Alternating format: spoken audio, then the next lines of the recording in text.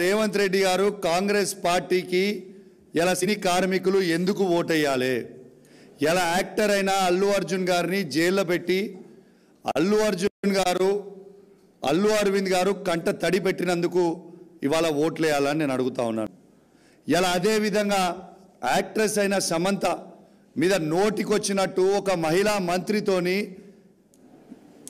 నీచంగా మాట్లాడించినందుకు సమంత గారు కంట తడి పెట్టుకున్నందుకు ఇవాళ సినీ కార్మికులు ఓటేయాలని నేను అడుగుతా ఉన్నాను. ఇలా సినిమా టికెట్లని నేను పెంచను, ఏం చేస్తారో చేసుకోండి అసెంబ్లీ సాక్షిగా రేవంత్ రెడ్డి గారు చెప్పిన వీడియో కూడా ఇప్పుడు మీకు ప్లే చేసి చూపిస్తాం, తర్వాత మీరు చూడొచ్చని కూడా విజ్ఞప్తి చేస్తూ ఉన్నాను.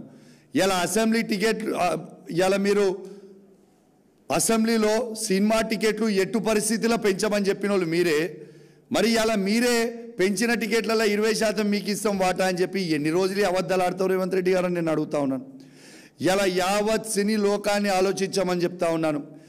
ఏ విధంగా మన సినీ ఇండస్ట్రీని రేవంత్ రెడ్డి గారు ఇబ్బంది పెట్టినరో ఒక్కసారి మీ గుండె మీద చేసుకొని మీరు ఆలోచించుకోవాలని మీ అందరు కూడా విజ్ఞప్తి చేస్తా ఉన్నాను.